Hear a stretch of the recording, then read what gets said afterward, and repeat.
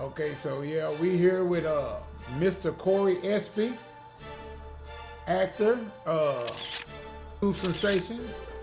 I don't know what else to call you, sir. It's a privilege to have you. All right. So we're gonna be you actually our first recorded guest on Indie Land.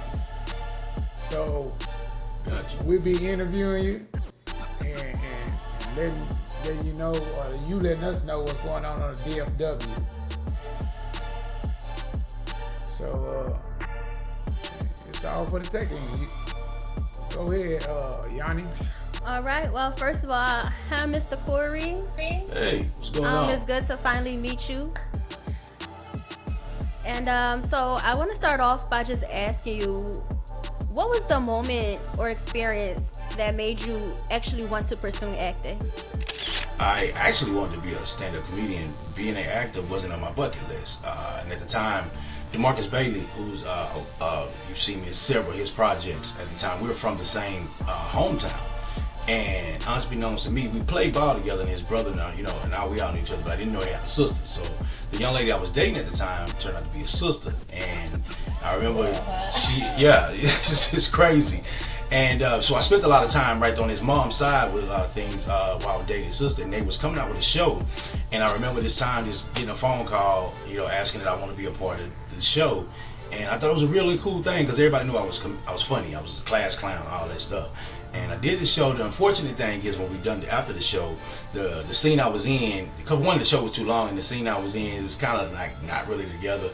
So they ended up cutting that scene out, so my little 15 minutes of fame was over. What ended up happening was 2 weeks prior to the show coming back out, the lead got pulled away from the show. And I got the call to come do that part. Now, at this particular time, when you would do the rehearsals, you would do the whole show, each rehearsal. And so even when I had a small part, everybody's lines just stuck in my head. So when I came back and walked in the rehearsal that week before, started doing the lines. I remember Andre Logan stopping me and like, yo, how do you know that? Were you scripted? I was like, nah, all this is stuck in my head because that's all I had time to do was listen. And that happened. DeMarcus ended up creating this character called Uncle Charles, signing me on for 3 more shows, and then I ended up getting picked up and coming to the DFW market. And from there, we didn't stop. It just took off. Okay, so there was a show. So what was actually the first full-length feature you was in? As far as a lead actor or just a movie I've done, period? Just a movie, period. Well, actually, the first movie I done, maybe people might know, was actually Bail, Miss Jo May Scott. She did a film in Fort Worth, Texas, that I actually was a part of back in I want to say 2013 or so. And that was the first one, but people didn't notice me until Carter High came along. I did a small stint in Carter High, where the players that when they got caught cheating with the whole cheating scandal for the Carter High football movie with Vivica Fox, Charles Dutton, was based on a true story. I had a small part in there, and from there, the Love and Drugs spun from there. Love and Drugs spun from there. That's when it kind of really took off, and people started really noticing me. Okay, so I personally know you from the Love and Drugs. Right, which was 2017. You say that's is that your predominant most, where people know you for your role? It would be up until now with Creep. Creep would probably be I was just about to say everybody says the Creep now. But Love and Drugs kind of kicked that thing off. And by the time we got to 2 and part 1, it kind of started really taking off and doing its spin. It was doing something phenomenally, which was cool because at the same time I had just come off touring with Fred Hammond and working on his reality show and in a project movie with him. So at the same time, all this was kind of happening for me. So I was coming off the tour. Now Love and Drugs were doing their thing, and so people are seeing me both, but people really established me from their Love and Drugs. But if you say now, most people will say Creep, after seeing Creep from last year. Okay, so these different roles that you are playing in, you want to tell the audience, how do you prepare to get into that role, like a Pacific role? You have preparation. How do you go about this? Yeah, so funny thing, my wife just told somebody this story the other day when I was preparing for Creep. So you go into this mode of, and I love like the guy we're working with now, Boogie Visions, and we do these mood boards. But before I was ever aware of the mood boards, what I would do is I would take 3 movies that I would need to simulate in the character I was going. And so in preparation, I would start kind of being that character around the house. So preparing for being this creepy guy, my wife caught the worst of it because she'd come out sometimes and I'd be standing in the hallway in the dark just looking. I would change up my voice. I would be really quiet and I would just be looking and thinking things. And sometimes I would just go off into the lines in the midst of it. And sometimes I'd be in the midst of going through it and she would come out and looking like, are you arguing with somebody? And I'm like, nah, I'm good. I'm just chilling. I'm right here just chilling. And so in that I would be able to, because the thing about this is, and I tell people, getting into these roles is about doing the same thing as, I just use me as a man, if I'm trying to date the woman. If I'm in my intent to be in a relationship with her, well, the first thing I need to do is get to know her. I need to take her out, find out about her. What is her whys? What is her whats? What is her goals? Where are we trying to get to? How do I get there? So addressing a role is finding out who I am in that role, creating a relationship, and then the relationship, we start to perform the relationship on screen. That's where people go, oh, y'all look so cute together. And it is, because we do. And that's why sometimes a lot of us, like me, I go through therapy because sometimes some of that stuff gets in you and you have to get that out of you. You know what I'm saying? Yes. Speaking of that, I want to ask you too, because I know sometimes we get so caught up in our character and it's like, oh crap, this ain't me in real life. Like I need to kind of get back to my normal self. Right. And here's to your point. Because mind you, I did Love and Drugs was a series. There was 3 episodes, three whole films of this. So for 5 years, I was Mark. At times, I had to check myself because people would respond to Mark. And sometimes when I'm walking out in public, I would take the persona on, and it was like, oh, you gotta stop that. This ain't you in real life. You know what I'm saying? You're goofy. I'm funny. Because which is crazy. I'm actually funny in person, but people think I'm such a serious person because I play these roles that are really aggressive guys, you know. But I'm really, man, you meet me in person, you be like 2 different people. You know? No, I mean, that's amazing. I'm not an actor, don't want to be, don't have the talent to. So my thing is, like I heard people like famous actors, world renowned, like I guess Terrence Howard. Mm-hmm. He says that exact same thing, like, hey, you get caught up in, I guess it's just true for all actors. So go ahead, Yanni. Yeah, and speaking of like our characters, you know, like what you say would be your favorite genre or type of character to play? Ooh, you just messed my whole life up today. I'm gonna tell you why. This is why. Because I'm a comedian by heart, right? I'm funny by nature, right?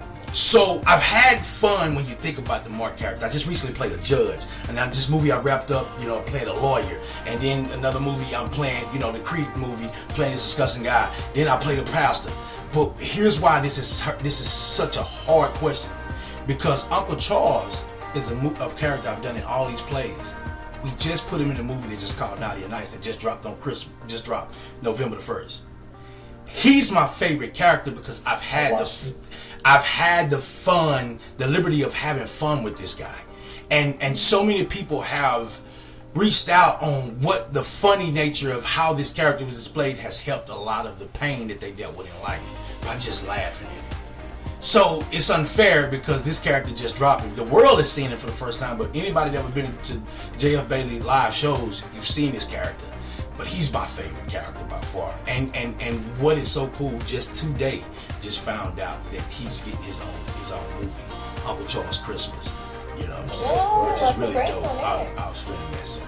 Really excited. So that tells you if I had to answer and narrow it down, it'd be Uncle Charles. Alright, just to follow up on that. So how much consideration do you take in when the script is by? I mean, like Mr. Bailey, I know you do his films, so if he come to you with a script and then he wants you to play a certain role and you work with that director / writer, do you just work with him because you work with him, or do you take the script into consideration? Like, how do you pick certain parts or certain roles? Well, relationships does change the views on things that you do. Him and I have a personal relationship outside our business relationship. One, he's a phenomenal writer, right? So anything he brings in to me, So we like right now the percentages we won with it. We won. Like our movies have done good, you know. So it's not a thing to where I go, let me question this, because he's always gonna put me in a great position. He's placed me in a great position in life. The thing that placed it out me in life is because he believed in me. I'm talking about when I didn't have money, when I didn't have a vehicle, he put not only belief financially, but he put it spiritually, he put it mentally, emotionally, he bagged it up, and he was like, come and go. And then so once things started taking off, the position that he placed me in, he's such a talented person that, you know what I'm saying, when it comes to just writing. So it's no brainer with him. Now, in other cases, do I consider certain things? Yeah. But the blessing thing that has happened to me, the writers that have reached out to me have brought some phenomenal stories that I've been able to do. And I love it. Because I just got through playing a Haitian character, and Benet, who actually is a cousin of mine, Benet Embry, filmed Ruthless Atonement, which is a dope action movie that's getting ready to come out. So I do take consideration, but the great thing that has happened, man, a lot of people that have dropped the scripts in front of me have been dope scripts. So it's been a no-brainer to jump into films. That's great. I love that. So is there, like, just to go back kind of to the characters, because I'm intrigued. Is there any type of character that you wouldn't ever consider playing? Yeah, we've had this talk because it was approached before. I've been approached with a gay role, right? The only way I would do that if it was for educational purpose of somebody that struggled from a mental plane, and we talked about what they were trying to come out of. For instance, I always say this. Here's the interesting thing. We always talk about, when it comes to the community, right, about the phobia. You know, this fear of, and why most of them don't come out and different things like that, right? And people tend to wrap their arms around that feeling, right, to support it. But you know what is never supported? When they're trying to out a heterosexual man who doesn't feel comfortable coming out. He's basically on his down low. Now, I'm not saying that women should accept the situation based on it because you're talking about your health. What I'm saying from the standpoint of doing it to ridicule, belittle, right? Because if you use the word and throw it out there, then it's like you're this phobia. But if they want to insult the man, they'll say he's to break him down, and nobody ever protects that. So if I did a movie and I played that role, it would be some guy that's probably a jock, an athlete, and he's struggling to come out, right? It would be something like that. That's about as far as, you know, my do's and don'ts of what roles I will and won't do. I love that. I love the positive spin on it. Like how you just put that, you actually brought something to me. Like I never thought about really, I thought about how they would feel if they weren't ready to, you know, come out and stuff like that. But as far as in the acting, because I know other male actors that I work with, they say the same thing. Oh, I would never play this role. But the way you just kind of switch the negative to a positive, I think when this show comes out, I think that's going to open a lot of other people's eyes. So I like that answer. Because I'm very pragmatic. Anything you bring to me, I want to know, how does this benefit how does this benefit my people in the long run? And right now we've had this thing, black men versus black women, the community versus the straight, all that. And what I'm saying is there were silver linings in here where people can express themselves in a way that we can both be educated, but we can also take our position without being punished for it. You know what I'm saying? And that's crazy because I said, if we say it about the person that has now been living their life 7 years in, and their whole struggle was coming out because they didn't know how family gonna do it, we support it, right? We say you were brave for doing it. But if there's a man internally that looks like me that struggles with it, and then somebody gets mad at him, people will go, oh, you go, and people will ride on that, and then they'll ridicule him. And I'm like, well, what's the difference in that? Isn't that the same thing that's happening if he's struggling with that to come out? But because he doesn't look like that, now we're going to punish him for it. And so, like I said, if I go down that road, it would be because I would wanted to educate that side of it, you know. Right. So, we got a lot of filmmakers, and until I started getting into this film world in the DFW area, I had no clue that almost every other weekend or something I'm hearing about a premiere, and it's somebody, I can call somebody and they'll say, I'm on set. So it's a lot of different projects going on. I just want to know your perspective on this DFW independent filmmaking movement, and where do you see it going, and how do you feel about it? Well, here's where it has to happen, right? We're consistent. We're putting out now probably around 5 to 15 films a year. out here. You know what I'm saying? Give or take a two. But here's what's happening, and I've been having this conversation because I said I was going to do it live and talk about it. All right, flow with me real quick, right? The NFL is a bigger brand than the NBA. Would y'all agree? As a brand itself. It's more, the brand itself is more marketable and it's more popular than the NBA. But the difference is the NBA has more popular superstars than the NFL. The NFL promotes its brand, the NBA promotes its superstars. That's the difference. When you look at the NFL, you think about the teams. When you think about that, you talk about the Cowboys, you can talk about players, but the first thing they say is Cowboys is what? America's team. It's the brand of the teams. But when you talk about the Los Angeles Lakers, you think about LeBron James first. You think about Magic Johnson. You think about Kobe Bryant, right? When Steph comes through. I don't. But what I'm saying, you think about the greats that have come through that have played in their jersey. If you think about Cleveland, you're not thinking about the Cleveland Cavaliers. You're thinking about LeBron James, who made them notarized. So what I'm saying is, here in the Dallas industry, we have to stop promoting it like an NFL brand. Because Dallas doesn't need us on an entertainment level. We're talking about where we are. We're right now. We got Kyrie Irving, Luka, and we got Klay Thompson in Dallas, Texas. You got it where Shaquille O'Neal can walk around Dallas and you don't even know they're here. Some celebrities come to the Improv and you don't even know they're here. That's how big Dallas is. That's how spoiled Dallas is in entertainment. It doesn't need us to survive from a film way. And they already don't get tax breaks, right? And then 50 just put that down in Shreveport. So people can skip over us from the Union and go right down to Shreveport and make films out and make actual good money. So what has to happen is, if Dallas wants to really succeed and compete to where Detroit is, they have to do what Detroit is doing. Detroit is promoting their superstars. So it makes it more attractive. It makes the films more sexy, and it makes people watch more. So then the revenue they stream from it is really, really great because the movies are doing it. And we're doing good down here. But because we have this kumbaya sense of trying to build the whole industry up, that we struggle because we're at a part where the Dallas film, because when we do premieres and stuff down here, we depend more on our peers to come to it.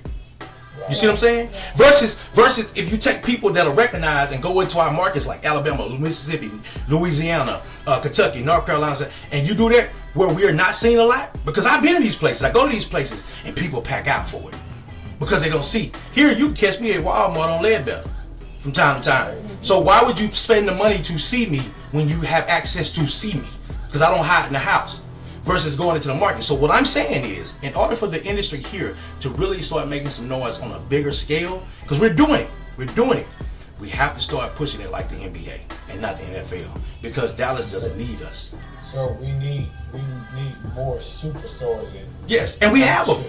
We have them, but what happens here is, when the superstars are talking, everybody has this perplexity to kind of feel like it's I think I'm bigger than you.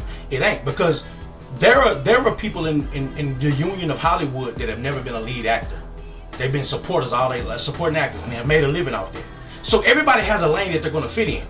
I may never get what Denzel and Will are, right? But in this lane, I'm consistent. I got movies all the way to August the 25th, 2025 right now. So I'm consistent, right? So whatever the lane you figure out, then you have to push. So whatever superstars that the Tubiverse is giving us, and they're saying, oh, I like looking at Cory Pratt, I love Krista Shea, I love Tasha, you got to push the superstars. Because the superstars are going to make the films more attractive. Make the films more attractive, the film make more money. So now you can start finding other people to start building up. Tyler Perry did it. When Madea started making his move, what did he do? He immediately leaned on Brown and Cory and made them superstars. That way, when you didn't see Madea, you was satisfied with buying the product because he made them attractive. You get what I'm saying? That's what we have to do. We have to get away from this Sunday NFL ticket, because that's not us. Somebody aspiring to get in this game. You need some advice you can give them if they just want to be in this acting game, especially in this DFW area. Or what advice could you give? Yeah. Well, one, start paying attention to all the put-outs for extra roles, because that allows you to network. Then you go get some training.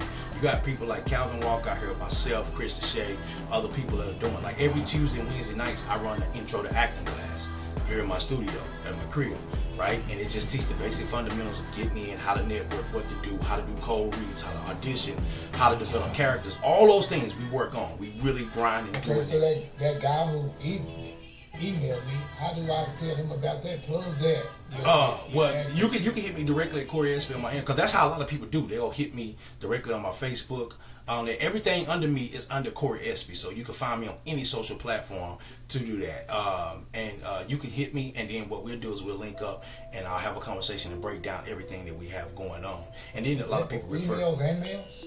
Females and males. Yeah, females and males. And what's crazy is I'm getting more males, because a lot of times the males are hard to kind of want to break down and ask for the help. But now it's becoming more and more. But because people understand that I continue to work. I have mentors. I have people that train me. I have so people that I call that's even on the Hollywood level that I work with, and I get a lot of my information from. And I tell people, I'm not holding that information. I'll give it to you if you want to come in. But I'm not just going to throw it out there, because people that are taking time to invest. And then my session's only $25 a week, and you can come up to 2 days. You know what I'm saying? And I do your self-tapes. Right? So you get to come on and work on the self-tapes. I film them. They look professionally. All that done. Also, anything that comes across my desk, I put into our chats. I give it to you. Right? And then if I get a call about something, guess what I do? If you fit the bill, I send it straight to the producers.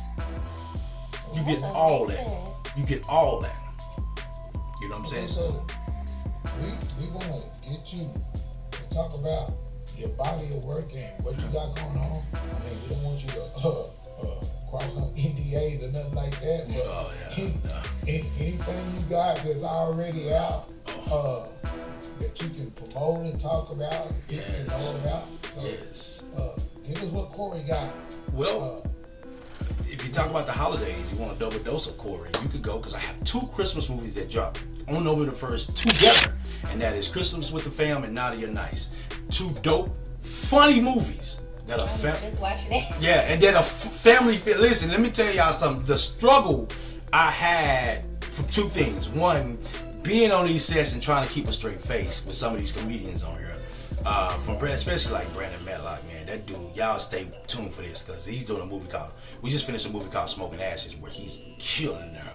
But those are 2 great Christmas family movies that you can watch with your family on Thanksgiving or on Christmas on there. Then Creep, you know what I'm saying? I have to promote Creep, because Creep 2 is on the way. Right, we just wrapped Creep 2. Just wrapping today, we're actually gonna wrap 80-20, right? Today, doing that. That's the one that I was telling you about. Yeah, well, Cory Pratt and I back to back. Cory Pratt and I doing that, and we play lawyers in there. And it's actually a rom-com. It's a love story. It's funny, different things like that. Then I have Death Certificate. So I went to New York. I shot a movie in New York called Death Certificate. Shout out to my girl Yana Neal. That'll be dropping any day. We don't have an actual date. It's supposed to be coming. I'm familiar. Yeah, and it's funny, because I was just telling him, I'm like, I saw him when I went to the audition for 80-20, and I was like, I think you came to like stop by or something. I did. I'm not sure. Yeah, I did. Like, I saw him. I did. I showed up. I do that a lot of times. I'll pull up to the auditions, man, and just start messing with people, because I know how. Because even with my classes, I tell people those auditions are made to intimidate you. They're made to do it. What they do is they present a very cold room of people who are heartless at the moment to see how you handle and function under these lights. Because again, why would I hire you that if things are changed or something happened on set you can't adjust to, then I've spent money and wasted money on somebody that can't bring me what I need. Yeah, so handle adversity. Yeah, so I need to see that right now and trying to develop a character with this room that's just looking at you like, go. Thank you. Goodbye. You know, how do you handle that? So it's just all those things it come into play. So I always drop by there to kind of lighten the load and crack jokes and stuff like. I don't know if you got a chance to see me come in there and do that and just act real silly and then I leave. Yeah, I act real silly and I'll It was funny because I only see you on the Creep. And I was like, oh, that's cool. I guess he just popped up. I was like, I already know he in this movie somewhere. Yeah, but I do it because I love to do that. And so then I had the Death Certificate. Lord Jesus, hold on. I got them all here because listen, when I say y'all, God has been amazing, and this thing is fueled up. It has been greatly amazing. Okay, here we go right here. Yeah. So I finished. I'm Desperate with. I'm Desperate. That movie set to come out next year. Ruthless Atonement that I told you about. Naughty and Nice is already Christmas, man. But I'm married. I play a therapist, but I'm married. Shout out to Cortez. I end up in that film. Mama's Perfect Match. Mama's Perfect Match. I'm in there. I make a small appearance in that. Of course, Creep 2, Death Certificate, and Defamation. I just linked back up with my people in New York. Defamation. Those movies are already done and getting ready to come and get ready to make their way. And then I have coming up, Get Back Up is a boxing movie that we're doing. Big is Beautiful. Shout out to my Big is Beautiful out here. We're doing a movie based on that. Then I get to do, because everybody knows I can't sing. Anybody know me, I love to dance and sing. I'm a music mic fan. So, film member with Chemistry, we're going to be doing that film. And I get to go play, R&B performer. So that's going to be a dope thing. I wrapped up Smoking Ashes. We did that film member. Also, they just, like I said, just announced this morning with Uncle Charles Christmas that'll be getting ready to done. Then I have to go back to New York. Shout out to my guy Sean Watson to do a TV series there called Revelations. I play a pastor there. So we do that and come back in May and June, jumping on Uncle Charles Christmas, and then somebody else just booked something. I can't remember what it was. It'll come to my head. But yeah, that's how you know you booked in business. Yeah. You can't remember. That's why. Listen, I had to pull out what the publicist done. You know what I mean? To get, because the list is there. Man, like I said, I appreciate it. We call this indie lens because we want to cover people in front of the lens, people in the back. We got Mr. Bailey coming in a couple of days. Oh, that's dope. Here at this podcast. We got several people, so look out for it. It's a privilege for you to be our first guest. And we just want to thank you and keep the movement going there. Thank you. With your busy schedule. Yeah. We want to double up on the thank you. And congratulations and good luck on everything. Oh, thank you. And listen, again, we always appreciate platforms like this that does give the independent artists a time to speak our minds about certain things and shine on it. And I hope it does the best for both of us, that it brings attention to you guys as well as exposing some of the